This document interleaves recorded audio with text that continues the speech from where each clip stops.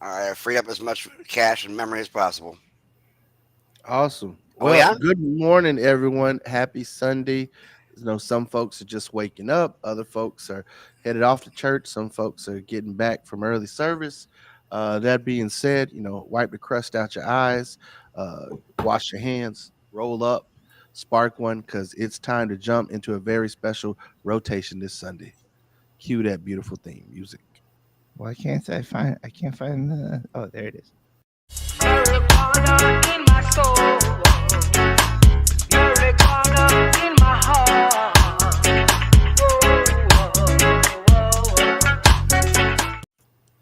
Do not be alarmed. We are not professionals at all. We are semi-professional, if you will. Yes. Isn't Do that not right, try this Gary? at home. Absolutely. Well, I am your executive director, Christopher Cano. Usually, you might see me in the DC area broadcasting, but today happen to be in town and happy to be here in the studio with Carlos, our deputy director, who is also our resident sound engineer, and he does an amazing job doing what he can do to keep the show going. And we really appreciate all the infrastructure and hard work he puts into producing it. And then, of course, we wouldn't have a show without the amazing talents of our political director, who happens to lock down our special guest, liaison with the public, and of course is an amazing commentator and master of public health, Mr. Gary Stein. So, Gary, how you doing this Sunday? Oh, well, we lost Gary for half a second. We're going to bring him right back. He's right there. There he right is. there. What's going? Hey, There he Ray, is. what's going on? Yeah. What day is it? Never mind. I know what day it is. By the way, I know holidays are fantastic. Yesterday was indeed National Bacon Day. I want to appreciate everybody who was celebrated with me yesterday by abstaining from bacon. Uh, Carlos, how did you celebrate Bacon Day yesterday? I like a normal day. I just didn't eat bacon. I should also know he does the same thing on Beef Day, Salami Day, and and Boar's Head Listeria Day too, which I think is very very nice. What is it? Boar's Head Hysteria Day. Boar's Head Listeria Day, absolutely. They There, had what I had in the house. Did we already introduce ourselves? Because I missed that part. Well, I introduced Carlos and I just introduced you. Before we introduce our guests, I do want to just comment elections have consequences. And, electing Donald Trump back in 2016 had a direct result on how the USDA's number of regulators for the pork industry. And because that budget was cut, essentially pork producers now self regulate, which is why we have a massive listeria outbreak among Boar's Head pork products. And this should be a concern for a lot of folks. The safety of our food is vitally important, and we trust our Food and Drug Administration very much in this country. And the sad part is not only do you have to be an informed consumer, but you have to be an informed voter, which is why this week, post primaries, we're bringing again each and every week. We're going to be showcasing candidates that you should know and get to know better that are running for office. That, of course, support an end to prohibition. And so, Gary, why don't you go ahead and introduce our special guest, who is a friend of the show and coming back right off of a primary victory. Now, let's be clear here. She You only won by 80% to 10. All right. Now I'll grant you that is 1.5 standard deviations, which is good because everything for at least two standard deviations. In fact, almost everything I do has at least some kind of standard deviation built into it. But we below the primary. In some cases, it did manage to skew races, especially like up in the Panhandle, where Kim Daniels had no problem winning against. I guess it really does come down to getting out the vote, as opposed to what our ex felon in chief has said that I'm up in the polls. I don't have to worry about doing any get out the vote things anymore. Polls are not votes, guys. Polls, I mean, like mythical creatures. They don't really work unless you believe in them. And as long as you don't buy into everything that you see in a poll, you'll realize that a lot of things are different on election day. But Opposed to the opium of the political class. and you can tell because they got all over their face in the morning. Anyways, Ashley, welcome back to the show. Congratulations. And now it's time for the finale versus the Karen.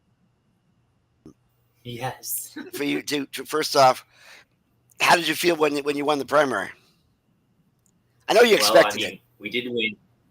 We did win 81.1% of the vote. So don't forget 1.1%. Okay, which is pretty intense. And to me, it's a big statement. It's a big statement that Tampa's ready for change. It's a statement that Tampa is comfortable and excited to elect someone like me. I think that's a huge statement. I think that obviously, we've worked really hard. I've been a staunch advocate for so many years in the Tampa Bay area, doing so many good things to bring business and economic empowerment for small businesses to the city. So, I mean, it's just kind of like almost I just keep kind of having to do this a little bit, which is pretty fun. But it's been amazing, and I can't really be more honored to have so many people be so vocal in their support for us. It's just been really inspiring. And it's fantastic that you're moving forward, and it gives us a pause to go ahead and just look at the whole system and how it, I mean, somebody asked me the other day. They said, "Why are all politicians liars?" I said, "Not all politicians are liars, but you do need one particular thing that is so lacking." Hey, are you ready? Do you have my word ready, Carlos? No. Here it is. Is that what you wanted? Like this That's this is typically why like people who don't skip sound check. That's typically like when these things are handled. I'm just well, saying. maybe you shouldn't have missed the first 3 dabs. Hey, I was here on time and I did more than 3 dabs. I gotta admit that's sufficient. Is that what you wanted? For You you. wanted the word sincerity on the bottom like that? Yeah, I want this. Yes, because Okay. this is where I say one thing that's missing from politics today is, and here's today word for today: It's up. It's been up. sincerity. All right, well there it is. That's the point. I mean, you hear things, but can you believe them? Candidate to pick for the person to vote for, and then they go ahead and they say something on media, and then next week it's totally different. So, in which case were they sincere? In which case were they faking? And you know what I'm kind of getting to here. Yesterday, our dear ex-leader in chief, he says, "Oh yes, I'm all for Amendment 3. Absolutely, always have been." Give me a break, guy. I mean, with all due respect, we know what your feelings are, and you were totally 180 degrees against the reason that DeSantis followed you like a puppy and started doing the same thing. But the fact is, when somebody just flips like that and says, "Oh yeah, I'm in favor of that," do you suddenly drop everything you do and say, "Okay, I'm going to vote for this guy because he finally just said it"? I don't think so. You really have to look into what a person does as opposed to what a person says.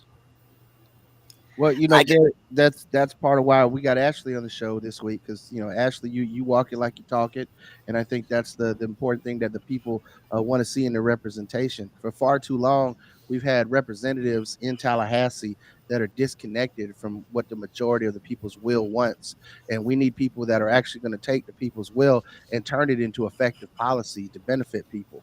I mean, it seems like the Karen that you're running against, her and her party have essentially spent more time attacking people's freedom while touting that they're creating a free state. Yeah. They want to create a state where people can't exist in their true forms, can't be themselves. And I just wanted you to talk a little bit about how that makes you feel, because for you, that's obviously got to be personal in this fight to want to represent your community. Yeah, 100%. And the first thing I think about in this fight is that it's let's not kid ourselves. It's Labor Day weekend, and I think it's important that people in Tampa and beyond know that the Karen I'm running against literally voted to remove heat restrictions for workers. So, this is the world we're living in, and that's not the Republican Party that I grew up in, and so I changed my party affiliation specifically because I wanted to be about the party for people, and so that's kind of what brought me to here. I also kind of been examining Karen's voting record, and it doesn't take a whole lot of research to go and look up your state representative and see exactly how they positioned on pretty much every single bill that addresses empowerment of people. And what I saw was the very first bill she voted for was a $1 billion bailout for the insurance industry. Special session in 2022. She, in December of 22, 1 month after getting elected. See, elections have consequences for people in Florida, and we don't even think about it like this, but she literally voted for a $1 billion bailout for the insurance industry with no restrictions to the insurance providers on how they should protect for people. And let me just get something really, really, really sent out for people. Whether you have own a home or not, the cost of homeowners insurance affects you. So that means if you're a renter, that means homeowners insurance affects you. I can tell you personally, for me, I rent, okay, and I'm affected because that means the cost of the rent goes up.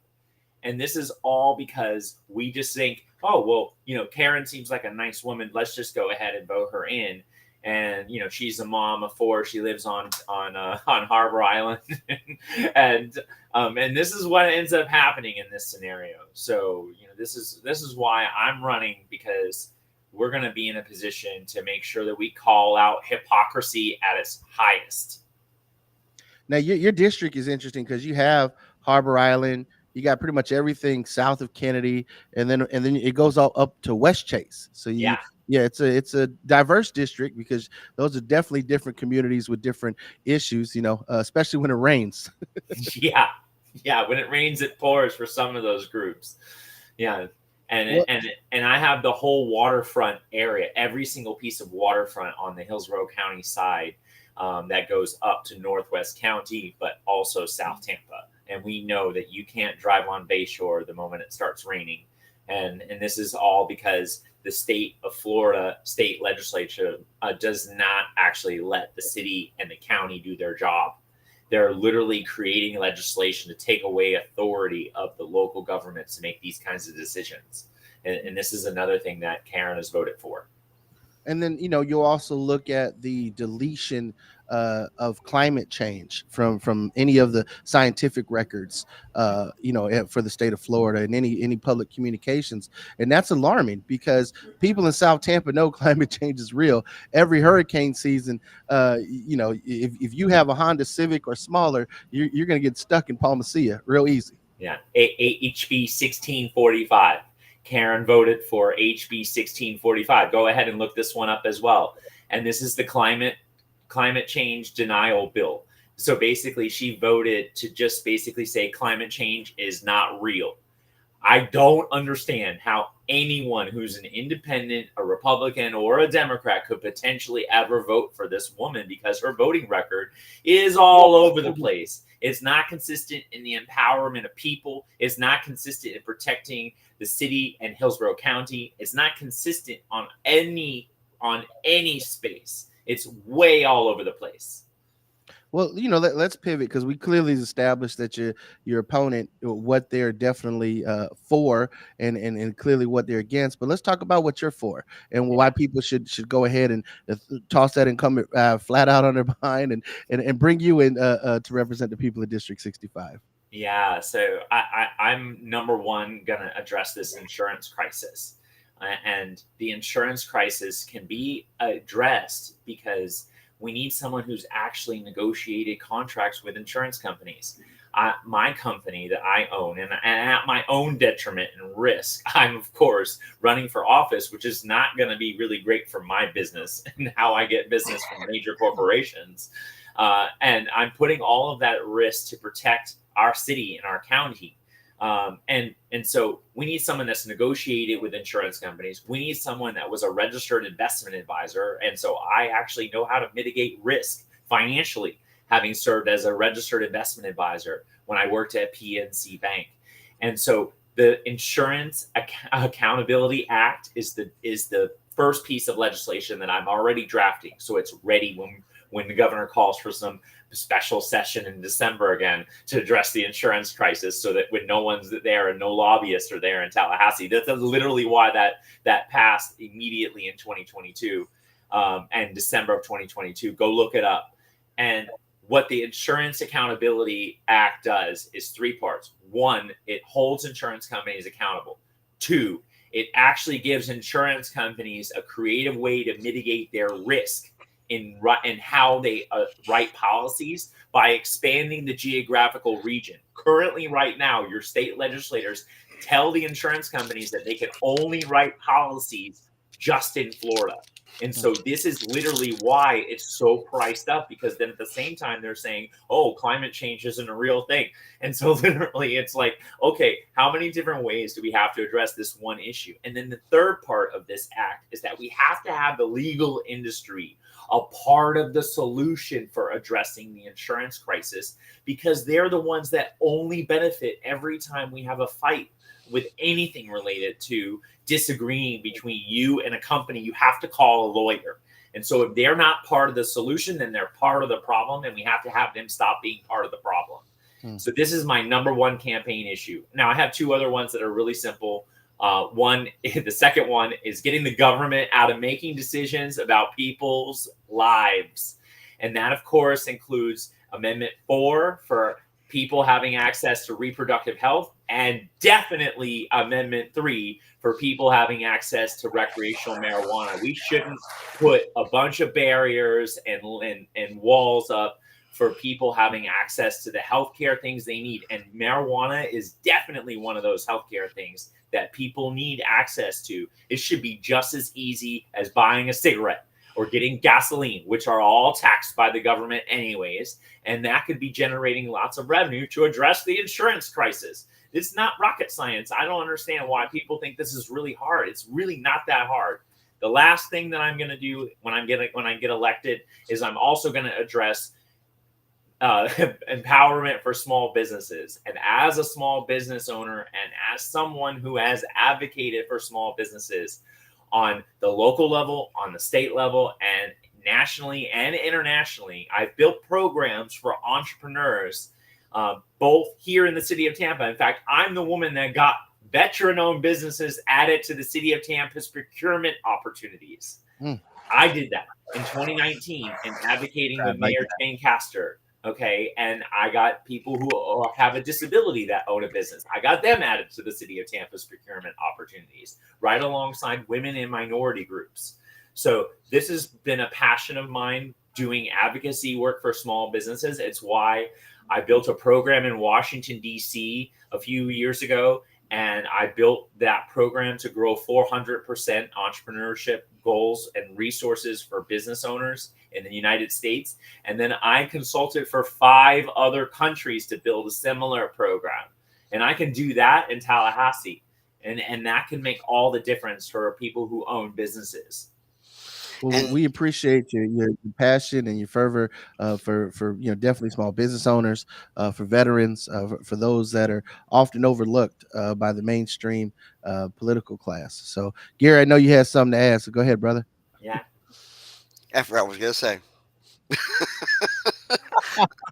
I gotta get some more of my pure Detroit. By the way, I'm using this mug today to celebrate the Detroit Jazz Festival going on in Detroit right now. For those people who don't know about it, it's one of the largest free jazz festivals in the country.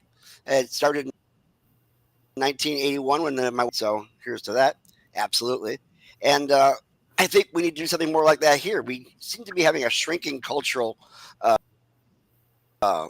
community. See that the legislature is constantly attacking the arts in the Orlando area, especially. They've zeroed out the budget for arts, and I'd be interested in knowing, Ashley, is that one of the things you'll be interested in working on? I know it doesn't specifically hit your particular district directly. I know your district has a huge area that is involved in the Tampa Bay storm surge area, so to speak. So when the Bay rises, your district gets the storm surge. That's of interest to you, especially when it comes to interest rates. But what about the arts? What about culture? Yeah, I mean, my district includes downtown, and downtown has an entire arts district, which includes festivals and all kinds of events that happen right along the Riverwalk, which is in my district as well. One of the things that recently I noticed was that the Fringe Festival, one of the really exciting festivals that comes to downtown Tampa, was their funding was immediately disappeared, and the governor specifically called out not funding a Fringe Festival because he's uneducated. He thinks that a Fringe Festival means that we're going to be talking about sexual deviant stuff, and it's absolutely ridiculous. It's all of these BS culture war stuff.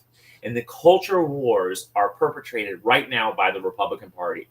They're not talking about Black history. They're not talking about French festivals. They're not talking about LGBTQ rights and trying to eliminate that from Visit Florida's website, and which they did already last week, which is absolutely bananas.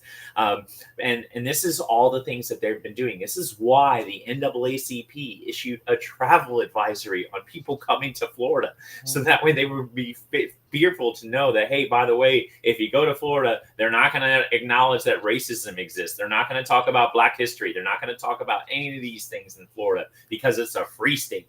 Well, I'm pretty certain that it's pretty free to use your words and teach people things and give them the opportunity to learn from both sides and then make a decision. This is stuff that just seems to be making way no sense. And yet here we are and having these conversations. Like, are we really 2024 right now? Have we really evolved as a society enough to where like we're having these kinds of culture things and we're trying to eliminate arts and all these things that are actually really good for us? I don't get it. The governor like specifically called out Fringe Festival, right? Yeah. Like, it was like this specific Tampa Fringe Festival. Yeah. All right. So Ashley, I got a question. I'm ready. How long has Karen Pittman, I believe it is, Karen been in office? She one term. One term. Yes. Has Karen done anything as far as like marijuana regulation is concerned? She has not said whether she's for or against it. Oh, so we don't even know if she's pro cannabis. Yeah, we don't know. The issue that we have, all right. So I will die on this soapbox, man. I'm ready. It's not. There's nothing wrong with like constitutional amendments like Amendment 3. You know, like we hear a lot of criticism about Amendment 3 because it doesn't have home grow or truly put it forward, things like that. But, you know, as we've seen with medical marijuana, we've had this medical marijuana system and the legislator just has not been able to implement it properly. And I'm wondering what you would do when put in office in order to make sure that's regulated properly. Like what issues are important for you? Do you want people to grow at home? Do you want the business to open up? Well, I think my second piece of goal from running for office, right, obviously is I'm definitely pro access to marijuana. I know that Amendment 3 does not do enough for providing access for people, but it's a start in the right direction. That's the way that I look at it. And it also is a way of removing stigma surrounding being someone who uses marijuana. And then I think that combining that with my third piece, which is economic empowerment for small businesses, we could create a marketplace. And maybe it's not just True Leave who's the only beneficiary of this bill. Because if True Leave was really for everyone, they would be giving a crap ton of money to my campaign. And they haven't written me one check yet. I called them and said, hey, by the way, don't you think that maybe you should be giving some money to my campaign to help me win? Because if you think you're going to elect Karen and the Republicans to the state legislature again, and they're not going to try to F up your Amendment 3, you have another thing coming. Because just ask the felons how well that worked out for them. Because I'm pretty certain that the state of Florida supermajority went and passed a bunch of additional regulations to not really enact the will of the voters who voted for the felons to earn their voting rights back if they paid their debt to society. Well, guess what? They made it a heck of a lot harder to earn your voting right back. And just know that that's exactly what they're going to do to Amendment 3 and Amendment 4 if we don't win 5 additional seats in the state legislature. This is exactly why it's so paramount to get involved in my race. Because if we can flip 5 seats, then that means the Republicans will not have a supermajority any longer in Tallahassee. And if they don't have a supermajority procedurally, they can't do some of these things to kill the will of the voters. So one thing that I think is a big problem here in Florida and it actually comes from the left. There's a lot of Democrats in our legislature who I personally like the term Dino, Democrat in name only. And the best example of this is the fact that every single state senator voted to end the hemp industry. Every single one, including the Democrats. And the camera zoomed in on me there. That's great. No, but every single state senator, including the Democrats, all voted to end the hemp industry, right? How can we weed out the dinos? Yeah, that's tough. I mean, honestly, I think that that's why you have opportunities to elect first-time candidates. You know, the system is very much tilted in the pathway for people who are not currently elected to have a hard time to get elected in the state legislature.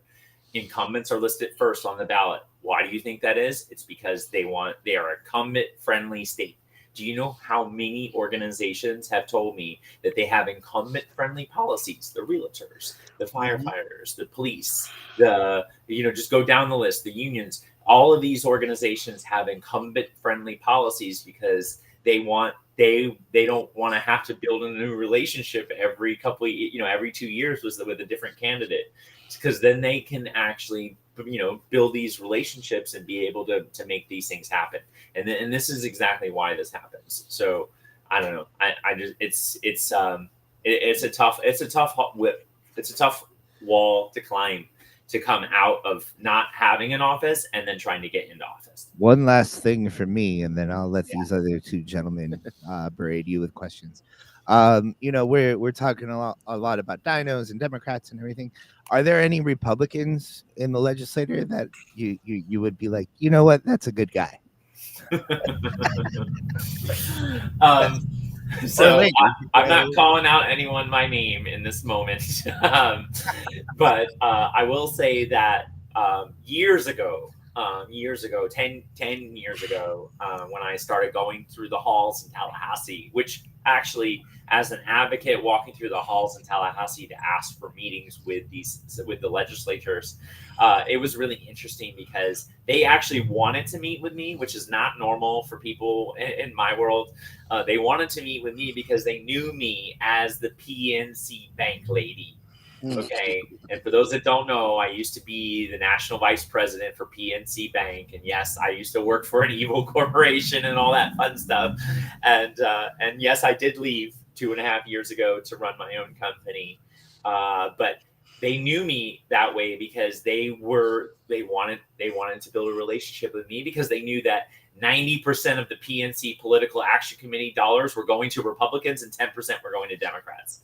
And this is exactly what's wrong with our society, is that there's so much dark money, there's so much corporate money in politics. If you look at Karen Gonzalez Pittman's fundraising numbers, it's 1,000, 1,000, 1,000, 1,000, 1,000, 1,000, 1,000, 1,000. And it's evil corporation, evil group that might not be evil, but definitely has an interest in why they're giving her money. Group that has an interest is giving her money. Group that has an interest is giving her money.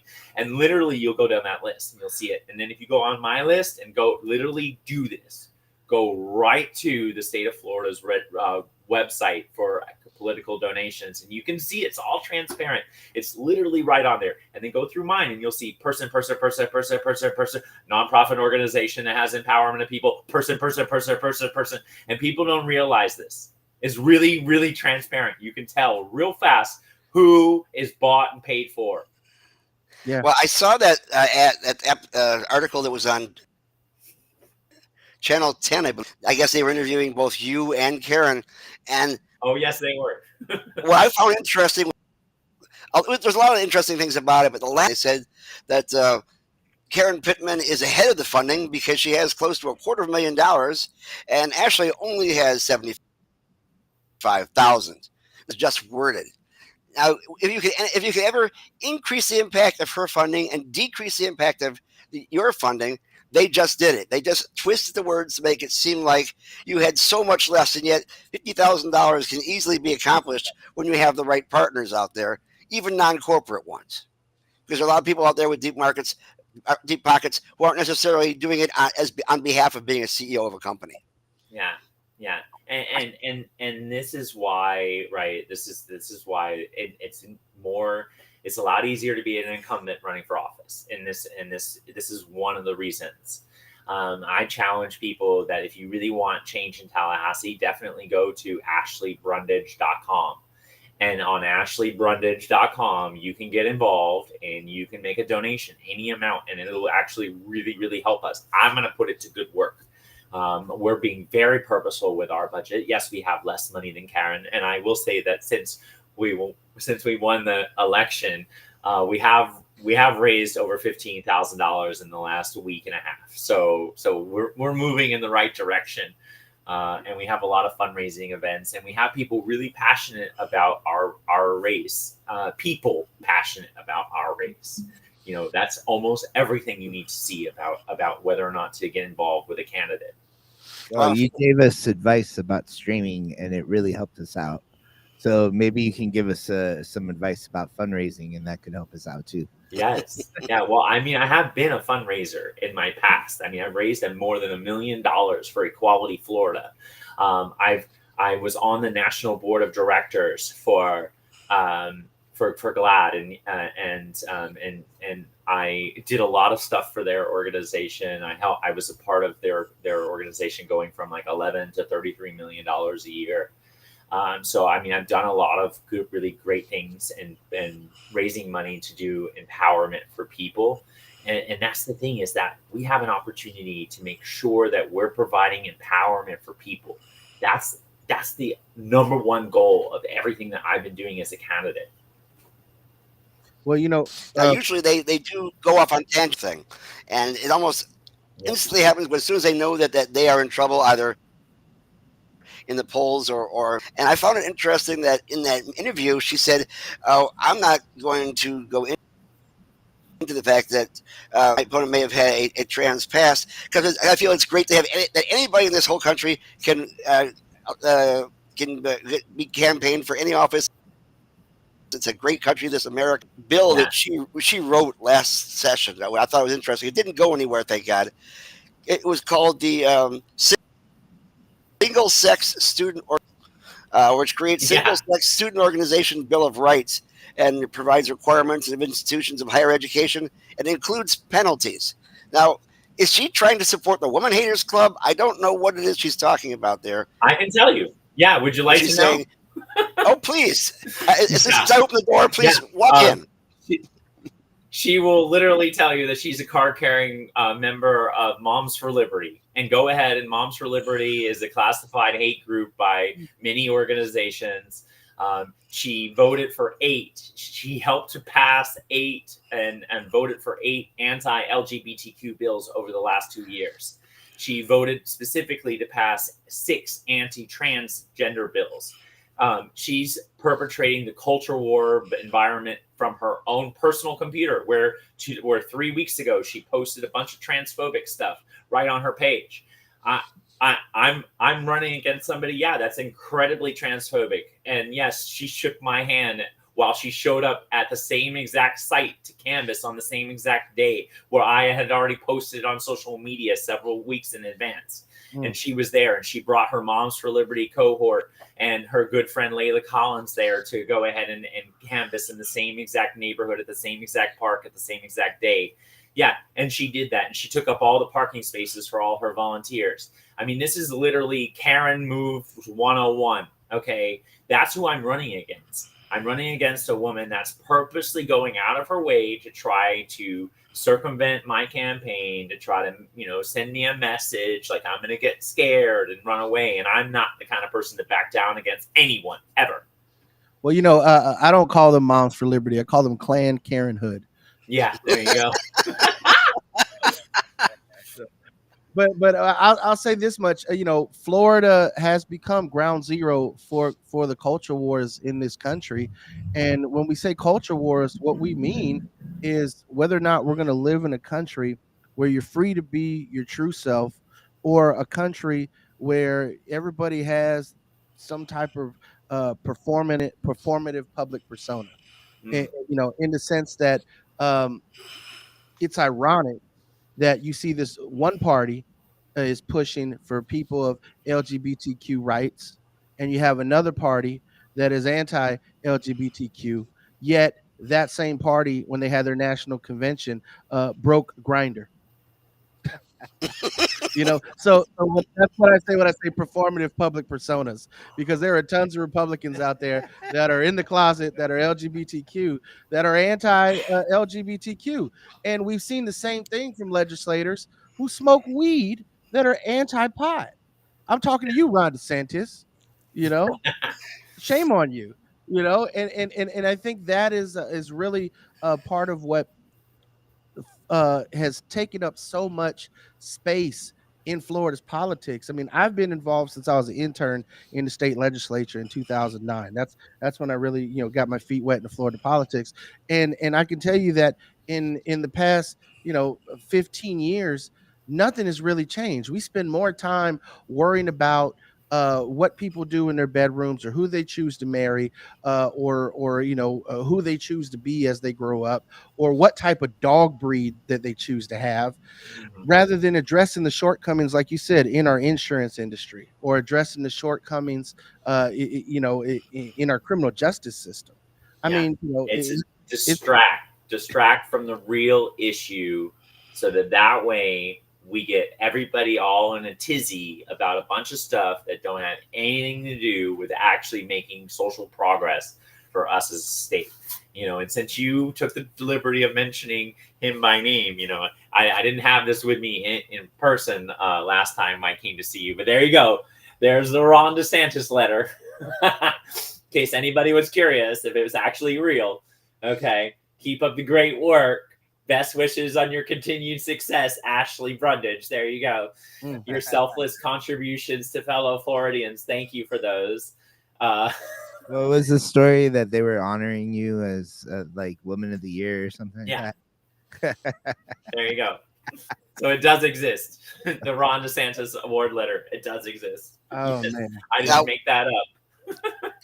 elections are known for building hate and vitriol, even within people in the same party during the primaries and things of that sort. I'm curious as to how you can tamp down those attitudes after an election, so that people can actually work together, or do they? That's the whole problem. Almost any problem has to have bicameral, as well as you know bilateral, a belief that that people have to work together. I mean, Yeah. we know that all the cannabis bills that have passed through the ballot, all one of them, actually passed through at 71.3%, and that means it was not one party that was voting. Yet, if you go into a supermajority, which we're hoping does not exist again, how can we still get things done, knowing that you're going to be Yeah. up against that? Yeah, I've been asked this question: what happens if we don't win 5 seats and I win, and I go to Tallahassee and be in a super minority? I'm going to use that most powerful 30 seconds ever. It'll be the 30-second powerful 30 seconds, and because every single bill you can file an opportunity to speak against it or for it, and you can press the button and you get an opportunity for 30 seconds of talk time.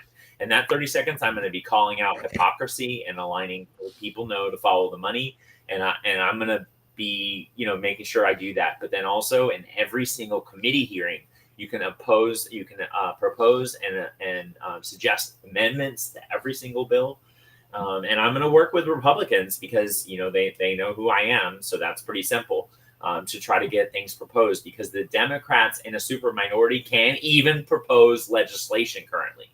Mm. They have to have a Republican to sponsor the bill in order for it to actually be heard.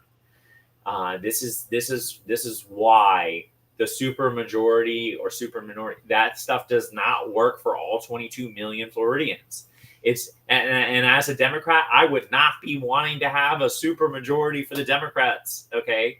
Because there's not checks and balances. We need checks and balances from both parties. And if we don't, this is when things start to get too extreme. And that's what's been happening in Florida. So I challenge people, they should definitely get involved in our race. I'm running in a district that's R+1 is what was just rated in 2 different polls, R+1. And my district is, the 62% of the voters are not Republican.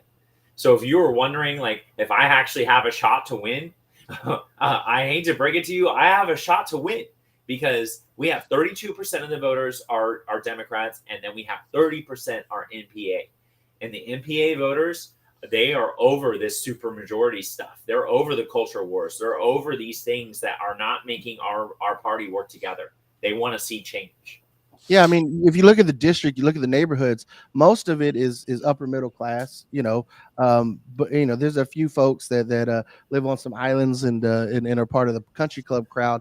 But you're right, most of the people are just homeowners, struggling with many of the things that does your yard flood? Can you pay for a new roof? Your homeowner's insurance is skyrocketing. Is your mortgage rates going to go up to where you can't afford your house anymore? These are the things that are affecting most of those folks. And then those folks are working really hard. So they may have issues, whether that's stress or anxiety or even a chronic debilitating illness. And then they need access to medical marijuana. Or some folks just at the end of the day don't want to even go through the whole rigmarole getting a doctor's recommendation. They want to be able to walk in a dispensary, grab their meds, and go home without it. And that's why an adult use system is going to be so beneficial, on top of the important part of ending arrest, of ending prohibition. Since NORML's inception, we have been fighting since 1970 to essentially, oppose the Schedule 1 status of cannabis. And in the 80s, we got there. A DEA judge said, cannabis shouldn't be in the Schedule 1. We've seen over the years the American Medical Association, the Nurses Associations, all coming out saying Schedule 1 status of cannabis doesn't make any sense. Schedule 1, any scheduled status, for cannabis doesn't make any sense to us here at NORML. And so when we look at putting the right people in office to change this, the pendulum swings, and for all the progress we make, we always see a backlash of folks trying to take us back. But this really is a flashpoint in history right now. This year, 2024, we have the opportunity to elect the first woman president in front of us, the first African American woman president, the first Asian American woman president. We have the opportunity to end cannabis prohibition in the state of Florida. We have the opportunity to enshrine reproductive rights for all Floridians. We have the opportunity to elect you, Ashley. That is historic in itself. Because what better metaphor for a culture war than you running against a Karen? That epitomizes what Florida politics has essentially become for us. And Carlos, you touched on it. Ron DeSantis will do anything to shore up his credentials with the fascists, even at the expense of hurting the arts in Florida, even at the expense of hurting Floridians by denying climate change. And here we are with these choices in front of us, and that's why each and every week we're going to continue to showcase candidates like Ashley. We're going to put people in front of you who, if we can get elected, can be allies in the legislature. Carlos, you asked earlier, you're talking about how all the Democrats in the Senate voted to put you out of business. You know who else voted to put you out of business? Karen Pittman Gonzalez. That bitch. So Ashley is your candidate, and that's the person that you're going to want to vote for this go around. And so Fucking bitch. God damn it, Karen. Well, don't worry. She was only doing Ronnie's bidding, I think. Yeah. Because I mean, but let's face it, our legislature is top down. Whatever leadership says, pretty much goes. So it's not necessarily the head of the snake, because I'm still inside to the GOP here in Florida, which I can't say for certain, but possibly. Uh, But the fact is, you have to change the heart and mind of the leadership in order for the other ones to follow through. And I know that this particular session may be really, really interesting in the fact that we have a who happens to have a brother who is developmentally disabled. I hear that he's a beautiful person, his brother, and he wants to do everything he can for him. Last time we had an opportunity like this was a couple of years ago when Andy Gardner was in, who had special needs kids, and I find this as an opportunity for bipartisanville to get together and abilities. Yeah, But it Gary, I won't found it work. Democrat. alarming. Go ahead. I was gonna say I found it alarming that we have in our labor laws that people with disabilities can be paid less than minimum wage, and in Florida is one of those states where basically people for disabilities when they work can be worked like slaves almost. For like a quarter, a dollar. Definitely less than what we're even seeing people who are in the hospitality industry get paid. And I know that's a major issue that you brought up, especially with your wife being blind, and I know that the people with disabilities issues are near and dear to your heart. And I just, I want candidates that come on the show to realize that like we have to do something at the state level, because at the federal level, we see that gridlock, especially something like that, is always a major issue. It seems like Congress can't get anything done, but our Florida legislature should do something to protect people with disabilities. It should be doing more. Like people with disabilities shouldn't be having to pay for medical marijuana cards or even doctor's recommendations. So there's a lot that the state can do to improve people with disabilities quality of life, and they're just not doing it. Yeah. Well, and I just wanted to say too on this topic, because I have a hidden disability. I actually lost 1/3 of my entire stomach when my appendix exploded on me, and so I was in the hospital for a month, and it took me like 4 months to even come up to somewhat recover. And being in that situation, I actually, it had exploded, and I had been walking around and doing all the things that I was doing for 6 days before I went to the ER, and that's why I almost died. And so things can happen to you, and you can get a disability, and it can affect your ability to have a regular life, and so that's something that I have to navigate personally. It's why I own a business that's disability certified by the National Organization for Disability Inclusion for Businesses. I'm one of only 700 businesses in the United States that have that certification. I think it's a credit for it. It's why I advocated for the city of Tampa to add disability-owned businesses to the city's procurement opportunities. But there's so much more we can do. I actually got an opportunity to get to know and meet Tony Coelho. And for those that don't know, Tony Coelho is the author of the Americans with Disabilities Act. He introduced this bill and advocated for this bill in Congress back in the early in 1990. Actually, he started advocating in the late 80s, and it was really tough to get that bill passed. And he got that bill passed in 1991, and it made a huge impact on Americans. But it's not enough. There's so much more that Congress should do to provide resources for people with differing abilities, as I like to call it, because it affects so many things, and honestly, it has a huge stigma as well about telling people that you have a differing ability or that you have a disability. A lot of people don't want to say it, or people are afraid to talk about it. And I think that that's also another thing that I plan to bring to the forefront of when being elected, is saying, hey, it's okay to have a differing ability. It's okay to, need additional resources or need to have access to things. Because that's why we live in America. We live in an amazing country that has resources and has ability to be able to fight for people who might not necessarily have a voice. And this is always something that I will stand up for.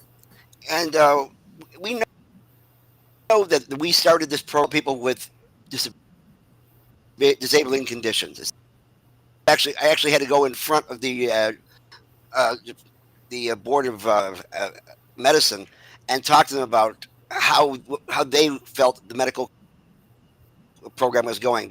It was strictly a to get folks recreational stuff, yada yada yada.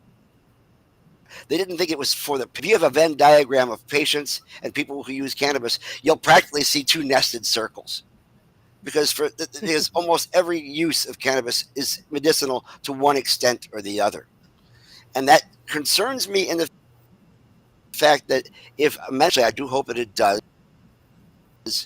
I don't want it cannibalized because that helps That's a good people point. a little more in regards to patients. Otherwise, it comes down to patients over profits, and we know how that usually turns out in Florida almost every single time. Yeah. Go Well, profits. Gary, yeah, I just got back from the DNC, and on my way there, I stopped in Niles, Michigan, Gotta love it. at a dispensary called Primitive, which is run by Calvin Johnson Jr., former Detroit Lion. But I can tell you is that out of all the adult use states that have had the opportunity to go and sample, Michigan seems to be getting it right. And so when Florida looks at other models and they want to come up with comparative analysis, what we see in California is they overtax their adult use market. So folks, go back to the legacy market. And we see in Washington State, they cannibalize the medical system where everything is just adult use. And the key thing here in Florida is we don't tax medicine. So having a medical system that doesn't have taxes makes sense for sick people. What the major concern I have is the competitiveness of the market, because vertical integration reduces a competitive market to where it picks winners and losers. It limits the amount of businesses, and the fact is that that doesn't make a lot of sense. Competition is healthy. Competition is what is the basis of capitalism. It's what drives prices and increases quality. And when you have a limited market, quality suffers for sure. And that's a major concern that I have, is that as long as our patient count is tied directly to the number of licenses that we issue in the state of Florida for medical marijuana, that's going to be a concern, because we know the patient count will go down for a lot of folks, because they may not want to continue to pay $300 a year for a doctor's recommendation. And they can just walk in and walk out, without a lot of issues in an adult use system. The other thing is the limited availability of products with an adult use system. Like in New Jersey, they don't let you get concentrates on the adult use side. At least the last time I went there. But that's another concern, is how products are going to be limited. I mean, we've already heard from Joe Gruters and from some other folks, on the Republican side of things. Not only do they want to ban public smoking, but the idea of THC caps for an adult use market is also being floated. And we've had to see THC caps suck up all the oxygen for 2 sessions when it came to improving the medical system. And we've not seen any improvements to the medical marijuana system. We have not seen a worker protection bill in the past 7 years. We've not seen an end to medical discrimination for patients in the past 7 years. We've not seen a parental rights bill in the past 7 years in Florida. We've seen these things in other states. Hell, we've even seen them like in Virginia. They passed a parental rights bill, and Virginia's Republican governor vetoed it. So, there's definitely something to be said as far as legislation. Ashley, we understand that being in a minority party, possibly even a super minority, after November, limits the amount that you can get done. But can we get your commitment to at least co-sponsor some of these issues that we've brought up, in the next session, especially as a freshman? We know you have a ton of stuff, but at least, being on board with, protecting workers' rights, protecting people from not losing their organ transplants, protecting parents from losing their kids, all because they're doing everything right illegally by the state. Yeah, yeah. Well, I mean, my whole platform on running for office, right, is about empowerment of people. It's how I've published a best-selling, award-winning book called "Empowering Differences." It's about recognizing that people are different, people need differing resources and differing access for things. And so, yeah, I'm gonna stand by my principles and not be driven by corporate interest. And that's if that's scary to some people, then yeah, you should definitely think about voting for Karen in that scenario. Now, But I, if taking back an opportunity, then yeah, then definitely people should definitely think about voting for me, because I'm going to be that person that stands up for people. okay, I am working on a bill right now that will break down the vertical system offering a medical product. I think it's very important that people with access to a variety of products, so you don't just walk in and can only get their booth. I think that, like in Michigan, you should be a huge variety of brands in front of you, a huge variety of cultivars, a huge variety of concentrates, acceptable prices. And that, again, is all part of the free market.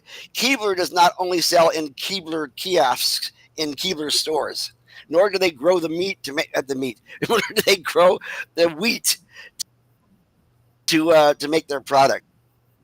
We have Florida operate. So I would like to. I have a lot of what Brandis wrote a couple of years ago. I'm leaning heavily on that because he was a great libertarian and he believed in the small businessman, even though his family was in big business and past that because he's a friend. But I don't Well, see. Gary, that I think. Go ahead. No, I was going to say, no, you're absolutely right. We definitely need to break up the vertical integration. We should definitely have folks be able to be boutique growers, and grow, on small batch quality, cannabis. No different than you see brewers brewing micro brewing beers or small batch whiskeys and selling them, in stores and selling them elsewhere. And then, the idea of retail establishments.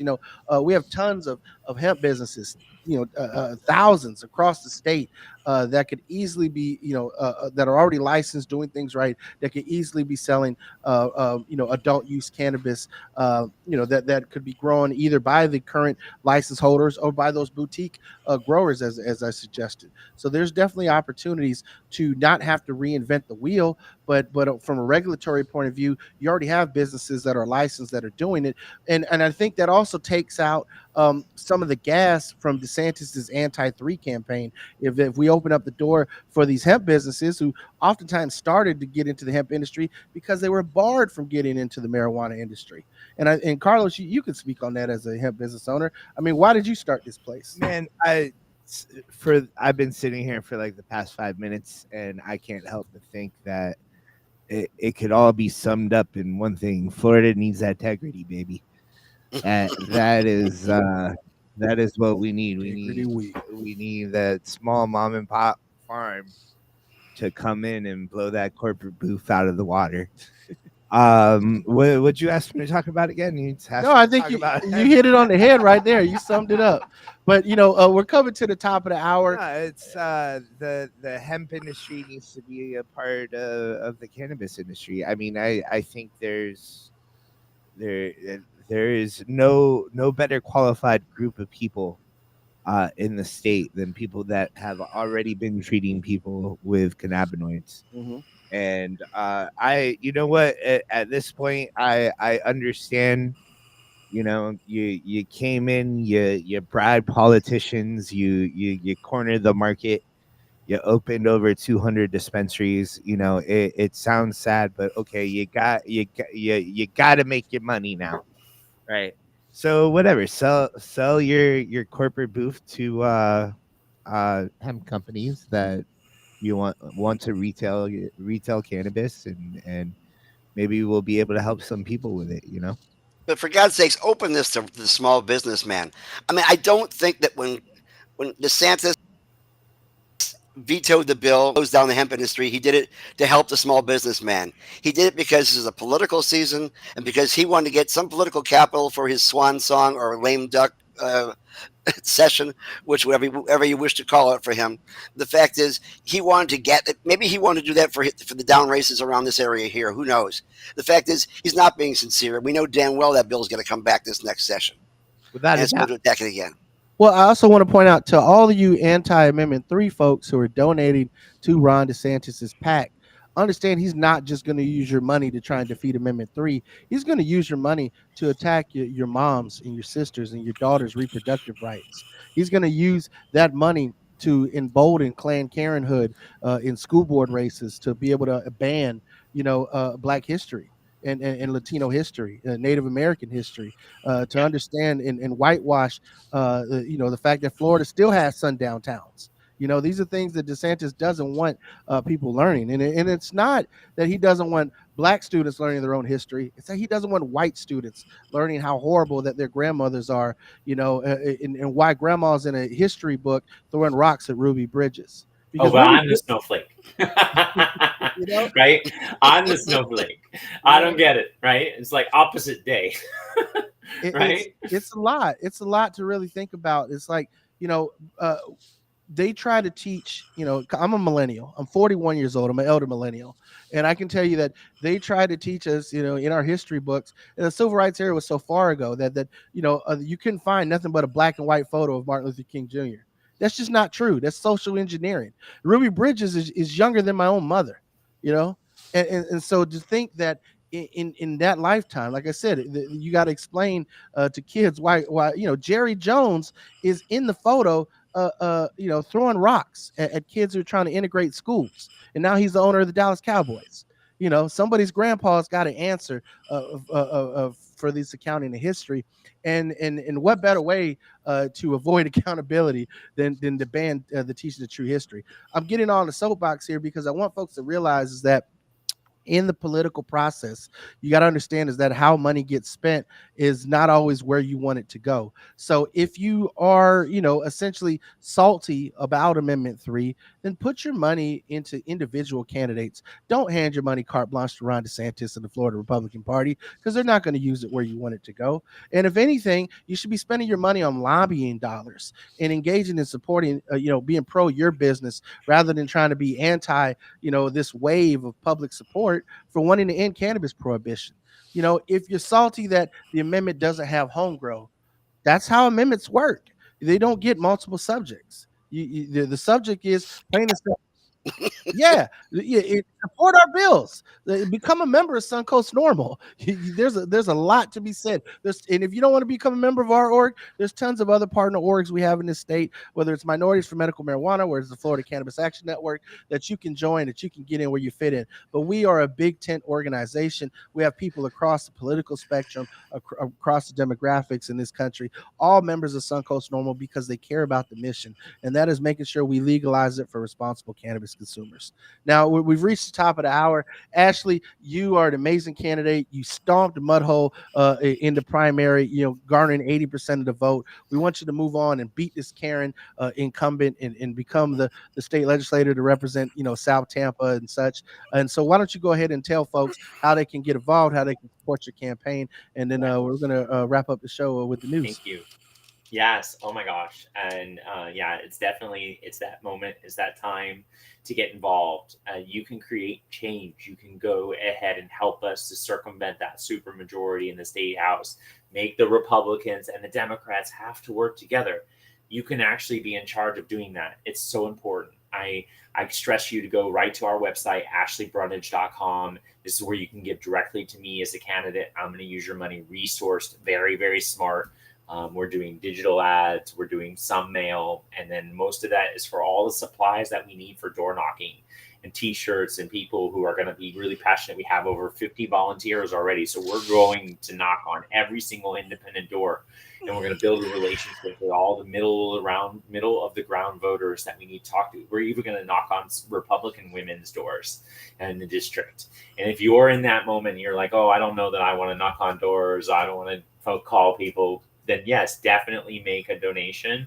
If you don't want to donate to me and have Act Blue show up on your credit card receipt, then go to Transforming Florida. You can send me a note on any of my social media platforms. I'll send you the link. We have our own PAC, PC, political committee called Transforming Florida. And yes, I did aptly name that on purpose just for a little bit of fun. I see what you did there.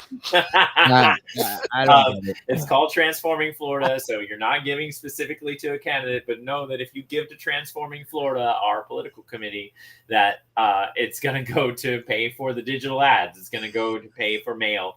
And we're going to have that as a resource for our campaign. And that's not going to show up as an Act Blue credit card purchase.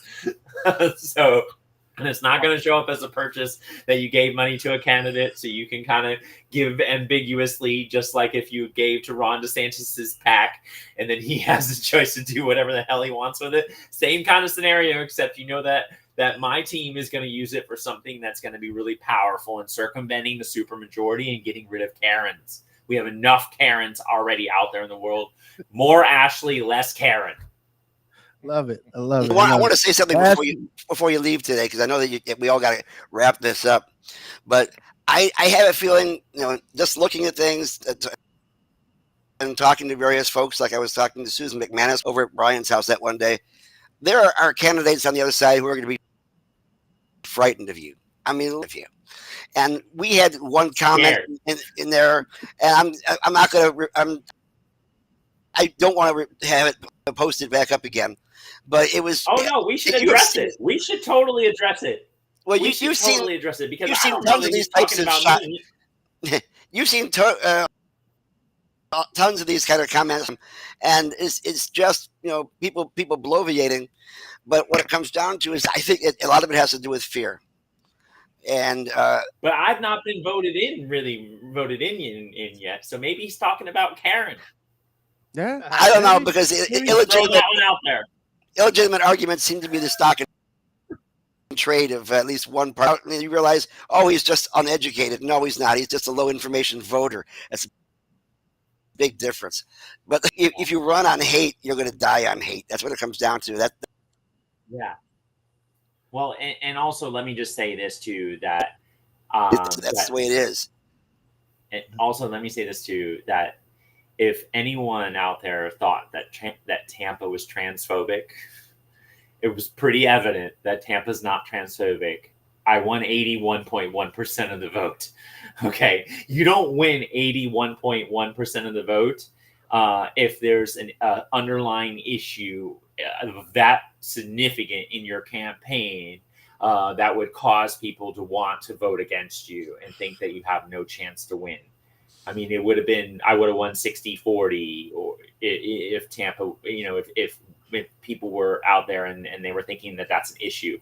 I'm not running any part of my campaign about being trans. It's the news that's running that, just so everyone knows. Like, go and type my name in on Google. You'll see that everyone's saying, oh, Ashley's going to be she's running to be the first trans state legislator. No, she's not. She's running to take down Karen. She's running to address the insurance crisis. She's running to provide economic empowerment for small businesses. And she's running to get the government out of making decisions about people and their lives. And yes, that includes marijuana, and that definitely includes access to reproductive health. You should use that you really touched on the head. You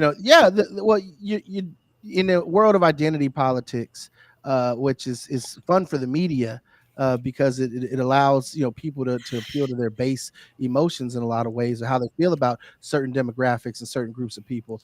And that is understandable why the media pushes those narratives. But actually, you've come out, you've been on the show twice now, and both times you said and talked on the issues. And I think that's the most important part, is that we saw that guy leave that comment about calling people weirdos, but to me, it's weird to want to be involved in people's bedrooms. It's weird to want to be involved in what people decide to, essentially smoke on their couch. It's weird to want to be involved in how people, want to express themselves and live their true lives. It's a lot for me to understand, and try to comprehend that people who espouse caring about others, people who espouse to essentially live good family values, oftentimes are the ones that are farthest from it. And so we've not seen you get up on a soapbox and espouse for anything other than being for the people and wanting to represent your community. And I commend you for that, because like I said, in this world of identity politics, it's so easy to try and just jump on a culture war. And so you're doing right by the people, you're doing right by the campaign. And so I encourage people, make sure that we get Ashley Brundage in the office. Let's vote these Karens out. And with that, Carlos, let's jump on the news and share folks the latest developments in cannabis. But before we do that, Ashley, you are welcome back on this show anytime, and we hope to have you on after your victory in November, so we can celebrate and talk about the upcoming session. Yes. So let's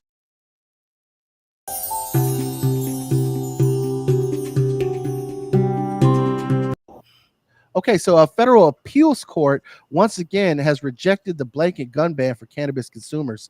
And this is vitally important. Understanding that judges on the Fifth U.S. Circuit Court of Appeals have once again rejected arguments that cannabis consumers can be barred federally from owning firearms. On Wednesday this past week, the court decided in the U.S. versus Conley that American Second Amendment rights cannot be infringed solely based upon one's prior substance use.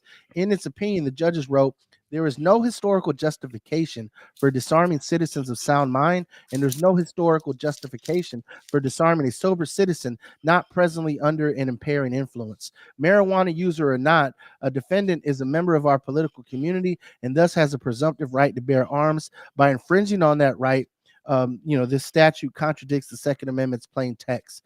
Throughout its opinion, the court acknowledged that there is no historical precedent exists for stripping alcoholics of their Second Amendment rights. And it concluded the government provides no meaningful response to the fact that neither Congress nor states disarm alcoholics, the group most closely analogous to marijuana users in the 18th and 19th centuries. Our history and tradition may support some limits on a presently intoxicated person's right to carry a weapon, but they do not support disarming a sober person based solely on past substance usage. This ruling marks the second time in recent years that judges on the Fifth Circuit have held that the federal statutes should not be applied so broadly that it criminalizes all gun owners with a history of marijuana use. In a 2023 opinion, judges similarly decided history nor tradition justify disarming the sober citizen based exclusively on past drug use. And Normal's legal committee filed an amicus brief in that case, calling on the court to find the ban unconstitutional. District court judges in Oklahoma and Texas have recently issued similar opinions. And of course, Normal's opinion on this is that neither past nor current cannabis use should automatically preclude someone from legal protections provided by the U.S. Constitution. But these rulings are not universally applicable. We want people to be cautious and understand these are not binding nationwide. Either the Supreme Court needs to ultimately resolve this issue so that responsible cannabis consumers are no longer threatened with federal prison terms simply for exercising their Second Amendment rights, or we need Congress to step up and codify this in statute. There is a separate legal challenge to the federal government's ban that was initially brought by the former agricultural commissioner, Nikki Fried, who now serves on the national board of Normal board of directors alongside yours truly, and several medical cannabis patients. And so that remains in the U.S. Court of Appeals for the 11th Circuit, and members of the Normal Legal Committee have also filed an amicus brief in that case as well. So, looking at further developments, the DEA, Drug Enforcement Administration Administrator, has announced its intent to hold a hearing on marijuana Schedule 1 status. The administrator of the DEA will commence an administrative law hearing on the matter of marijuana scheduling under the Federal Controlled Substances Act. The hearing notice is scheduled to appear in the Federal Register. It was this Thursday, August 29th, and the unpublished notice first became available online on the 26th. The hearing is scheduled to commence on Monday, December 2nd, 2024, which is actually after the elections. And so we'll see how this is all going to shape out. The hearing is so the DEA can receive factual evidence and expert opinions regarding whether marijuana should be transferred from Schedule 1 to Schedule 3 on the list of controlled substances. It remains unknown at this time who the administrator will select to participate in the hearing process. The hearing notice instructs interested and aggrieved parties who wish to participate to file a written notice of intention to participate. Notices will be reviewed by the agency, and the administrator will make a determination of participants. It also remains unknown how long the hearing process may take. Hearings held in the 1980s on the matter of rescheduling cannabis took place over several years. And so, looking at the agency's intention to hold hearings is not surprising. I mean, they're an integral part of the rescheduling process. The DA has historically opposed any changes to cannabis's prohibitive status, and this would sign off on the most significant proposed change in federal marijuana policy in over 50 years.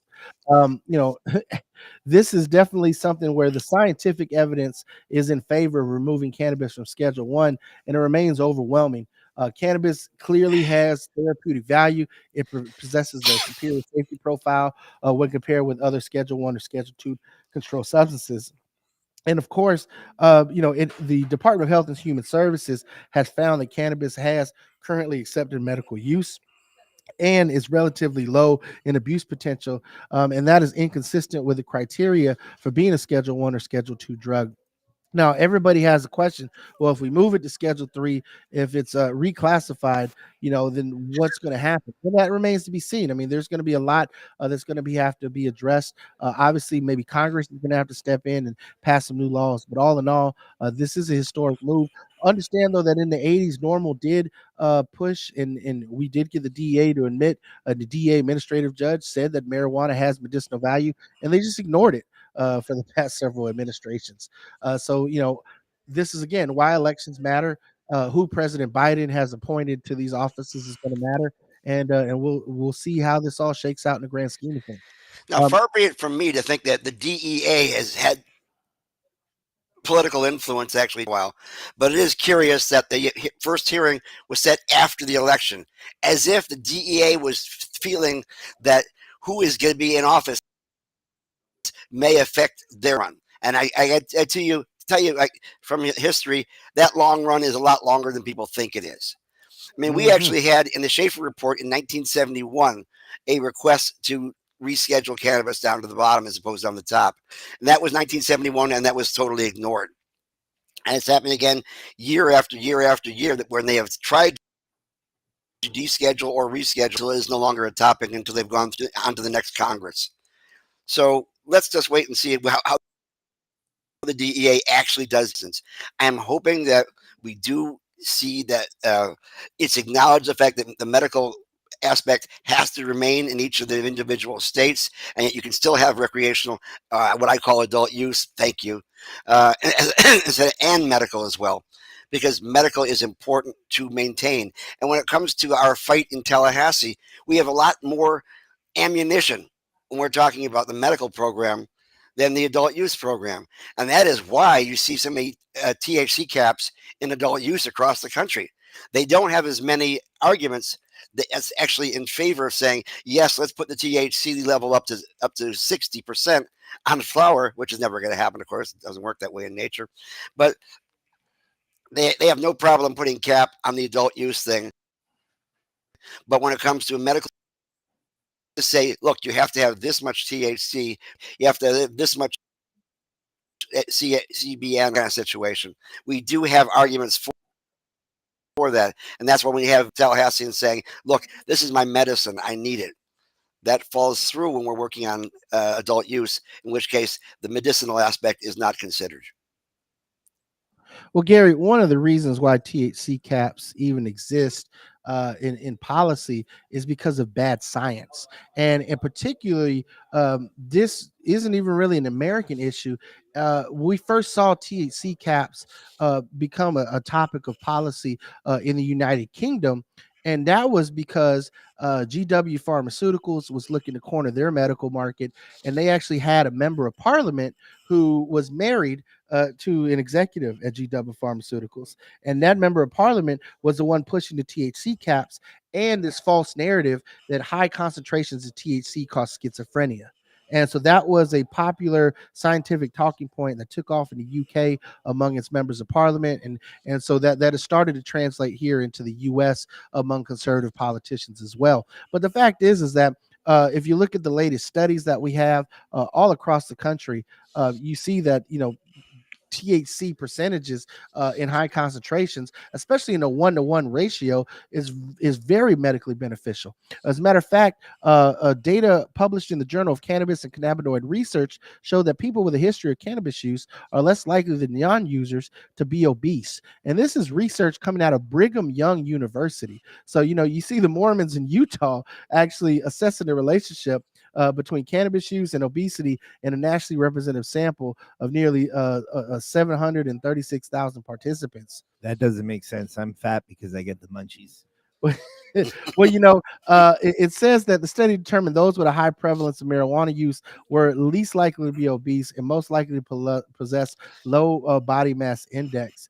Current marijuana users are 31% less likely to be obese than non-users after adjustment. Similarly, daily marijuana users are 32% less likely to be obese than non-users after adjustment. So, Carlos, I guess you fall into that other 68% of marijuana users. Weed makes you lazy. You sit on the couch, you don't exercise, and you eat pizza and Taco Bell. unless you have a strong sativa and then you just clean your house 5 times. So which gets you moving. Well, Or you can use a strong indica to help you work out. speaking of snacks, uh, Chris, you crushed my world the other day, last week by telling me that Cafe Bustelo is actually a Smucker's product. Yes, I it have is never not. It's not official Cuban distraught. coffee. It is run by JB Smuckers. I have been so distraught since I was when I found out that Godiva or Godiva chocolates is at Bridge Farm. So I don't see how to make good chocolate. It doesn't seem to make any sense to me. Dude, But I even am hoping. the Eber coffee, the Navia coffee, that was bought out by Cafe something. I have Mm. switched to Cafe Pilon in friend Ray Pilon, who used to be representative and hard. I can tell you, if this is your family that's making this stuff, it's good. But if I find out that you sold to ConAgra, you're on my death list. That's all there is to it. But I do But have as we wrap up, elote. I have elote corn chips here that are organic. ConAgra bought them. I don't know what I'm going to do I've because got they are some the really bomb. bad news for you, Gary. It turns out that Cafe Polone actually is in the same boat as Bustelo and sold to Smuckers.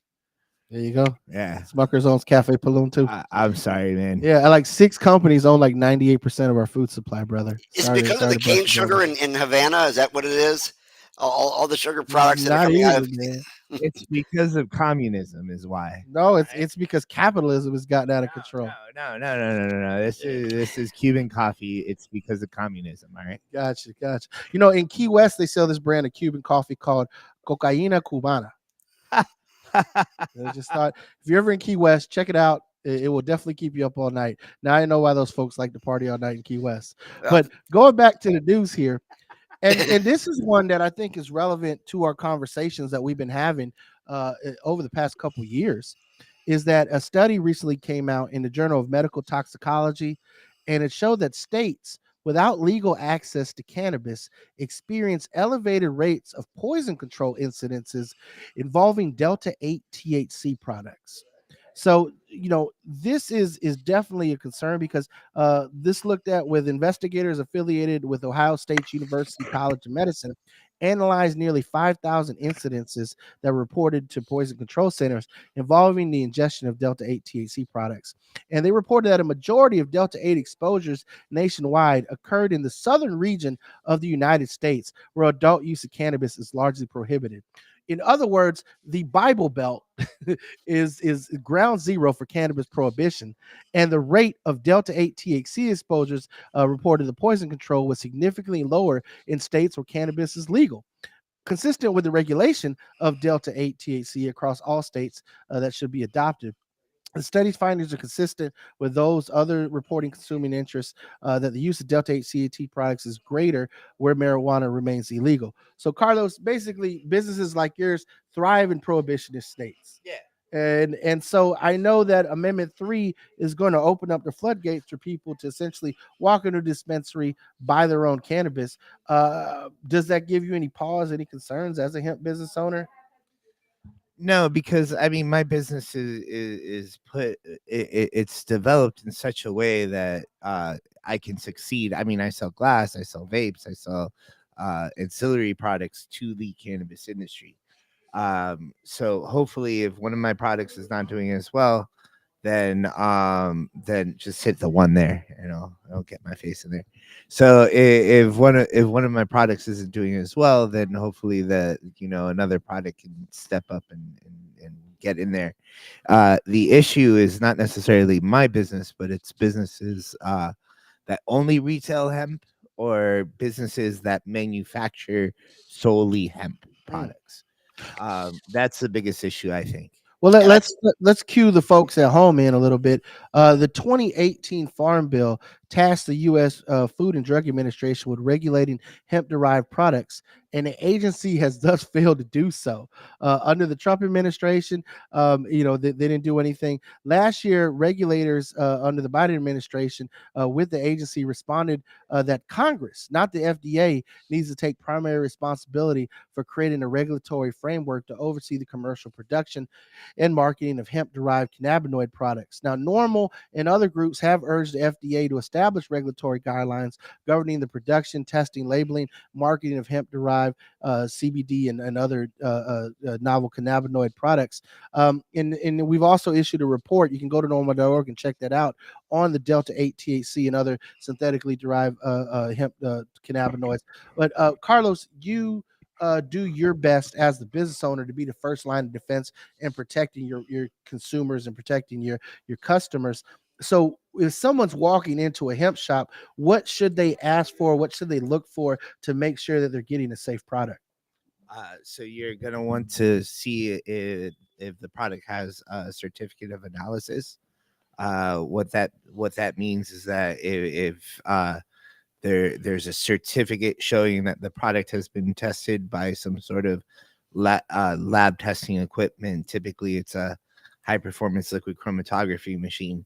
But you're gonna want to look for a product that not only tests for cannabinoids, but you're gonna want to look for like residual solvents, pesticides, heavy metals, things like that.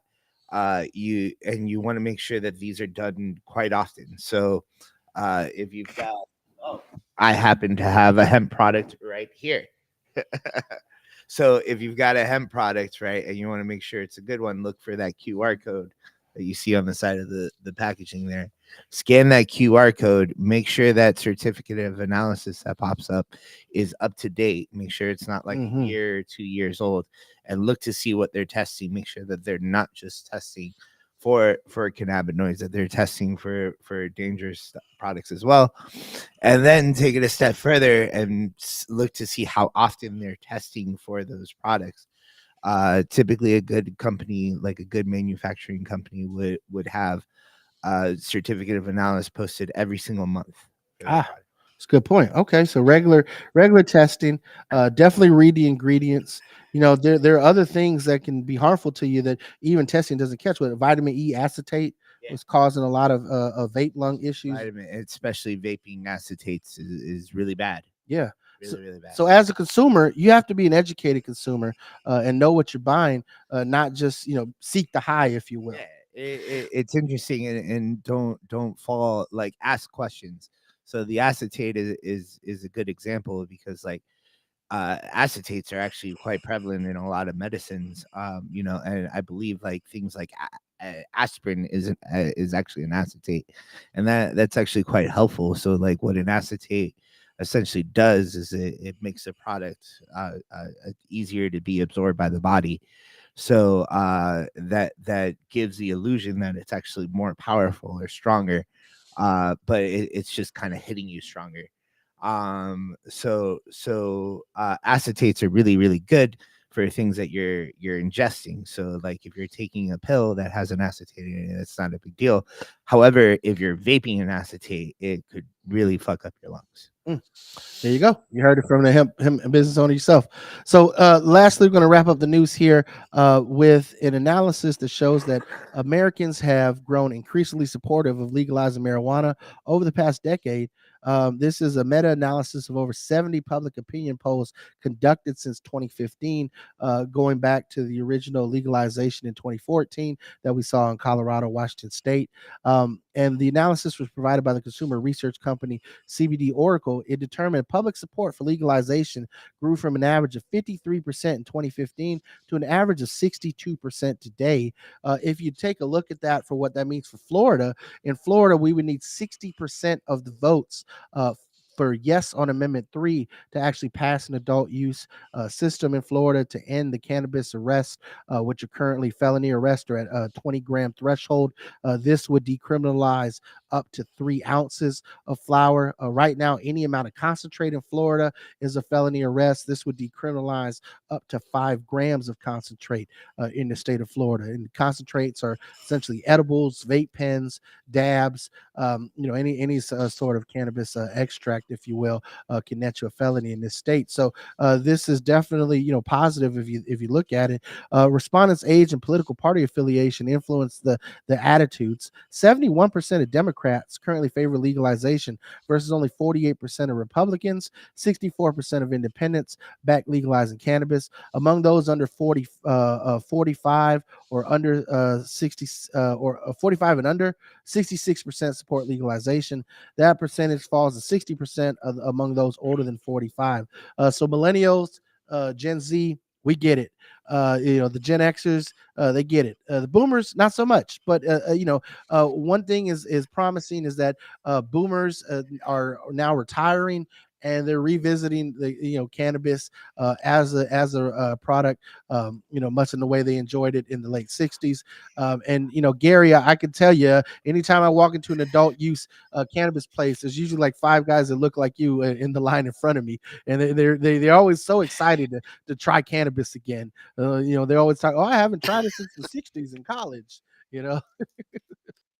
So, and I always got to caution them. Well, at least one boomer a leg up, but yeah. Again, with the caveat, you always have to be careful with polls because it has to do with who they actually use as their sample, and did they ask questions that were not push poll type of questions that would lead a poll in a certain direction. So look good. The bottom line is polls do not votes put people in office. I can't emphasize this enough because when you hear people say, oh, look, they're already leading by 80% in the polls, I'm not going to even bother voting. Bad idea. Bad idea because that could not be a poll that could be realistic. In regards to acceptance for cannabis use is concerned, it depends on who you're talking to and who's willing to answer. Because some people don't want to say that they're yes or they are. I know where you're going with this one. I could tell. Go ahead. All right, yeah. So Donald Trump doesn't really support Amendment 3. He's just faking it. Is that it? Integrity. he doesn't have sincerity. But he does say that he's not worried about getting out the vote because he's already ahead of the polls. Fine, Donald. Think that way. That's just fine. But the bottom line is we're going to need to vote. And after we vote, we're going to you don't think need to work with the legislature to move. You don't think Donald Trump is for Amendment 3? And there's a number of reasons why. And I know I get flack from all the trolls who visit me all the time. The fact is, he had a brother with a substance abuse issue. He himself is a teetotaler and a germaphobe and things of that sort. And no, he is not in favor of cannabis. He doesn't give a crap about cannabis as it stands. You didn't read that's just the way it is. You didn't read his tweet. I did. I also saw that he was for all the next in vitro fertilization with a coupon. And we'll throw in an extra Trump card because I've got bad news. Got non-fungible. I am completely Republican now. Oh, that's wonderful. Now. I would expect you to be buying all those non-fungible tokens he's selling. Bruh, I'm Cuban, first off. Second, Donald Trump is pro cannabis legalization and will be voting yes on Amendment 3. Second, but no one for. Ironic. Second, Ron DeSantis vetoed the hemp bill. All right. So I don't know what I can do now. Like I think it's obvious that the party for cannabis legalization is the Republican Party. Well, first off, I hate to say this, Carlos, you need to stop talking to your father. And let's, too conservative. Let's think about it though. Let's think about it. For the past 16 years, the Democrats have run the office of the presidency. We've had Joe Biden. We've had now in the past 16. There was a 4-year break where Donald Trump kind of screwed the pooch on everything. No, it's Obama had 8 years. Okay, so in the past 16 years, there's only been 4 years where the Republicans have been in charge, and the Democrats didn't do nothing. What did Donald Trump do? He made hemp legal Mhm. How? by signing the Farm Bill, Which is which was He was signed the by Farm Bill. Mitch McConnell, which is the head of Republicans in the Congress, right? Congress, Uh-huh. yeah. Carlos is No. trolling us right now, by the way, because this is the arguments that we hear from pro cannabis Trump supporters, and it's ironic because like when you try to argue facts and actual political realities, this is what you get. Kamala Harris was a prosecutor that put black people in jail for cannabis use. There we go. Yeah, Only because they broke the law, and she happened to be the attorney general and the district attorney at the time.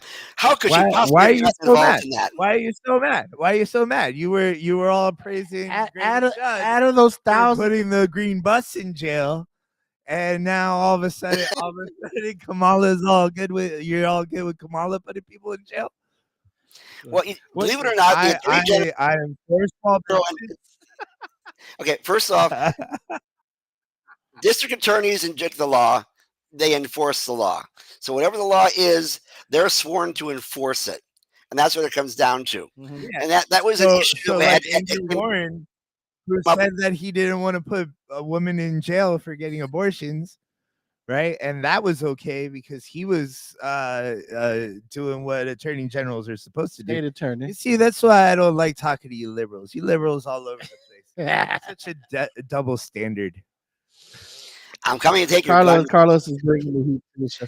This is what we're missing from the rotation. We don't have a strong conservative voice to really bring the crossfire and piss us off to get the There's conversation not going. really like a strong conservative voice out there, I don't think. You know? Jason Beck, we're calling you. Besides, you hang out at Mar-a-Lago all the time in your chinchilla coat, and you can get you can get the orange guy on the show to talk about how much he's in favor of it and explain why. I'm certain he has I put out a a tweet. depth of research. I put out a tweet saying that if Donald Trump was really for Amendment 3, he would be a guest on our show. And nothing. Well, let's see. You know, he does check his Twitter, so we'll see how it shakes out. Well, I'm still working on Hey, West look, Four. if we have a former president on this show, that would definitely be a lot of fun. Would you guys behave if we got Donald Trump? Of as a course, guest? I'd behave. I mean, you know, It'd be hard, man. not necessarily. It'd be hard. What would you say if he was on the show? I don't know what I would I think say. your father would come in studio and join. Oh, he would definitely. He'd be guest commentating that day. Yeah, I would definitely have him guest commentate that day. I don't know what I would say to him, but it would be like it would be like Tourette's. I'd be like asking him a question. It's like, why did you decide to all of a sudden support amendment? Fuck off. Fuck you. No, I think it'll be it'd be interesting show. For one, I'd like to try to understand his evolution, if you will. Is it just that he goes with whatever the whims are? Because if you look at it, the one thing that Donald Trump doesn't like to be is unpopular. And so when we see the stances on political views, in Florida, we expect Amendment 3 and Amendment 4 to have, a majority support. The question is, will they get the 60% threshold that you need in Florida to pass? But we know a majority of Floridians believe in protecting reproductive rights. We know that a majority of Floridians believe that cannabis shouldn't be illegal. But the question is, can we get over that 60% threshold? And can we get it among the voter turnout? Because it's not 60% of all voters. It's 60% of the people who actually turn out and vote.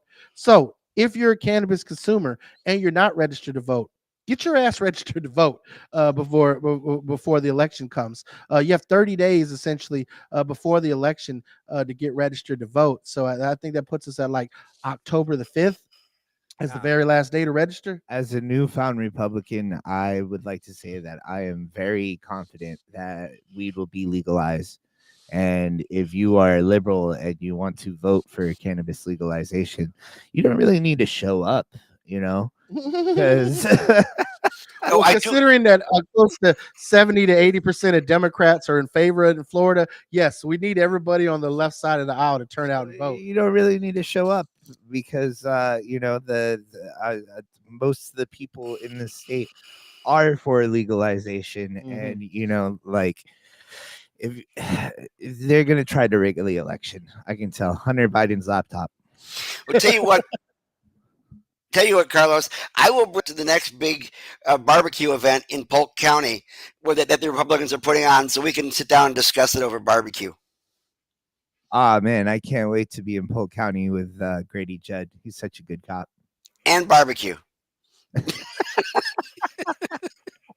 Guys, it's Labor Day. I got locks in my wife. So we just got to put out and there. look, happy Labor Day out there to everyone in the labor movement still struggling. Shout out to all the hardworking folks in the cannabis industry that are overworked and underpaid, especially here in Florida.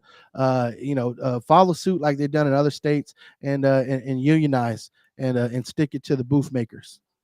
And I think, are we done? Is that the show? Yeah, that's the show. We'll catch you next week in the rotation, 11 a.m. every Sunday, Eastern time. Like, share, subscribe, become a member of Suncoast Normal. We need your time, your treasure, your talent.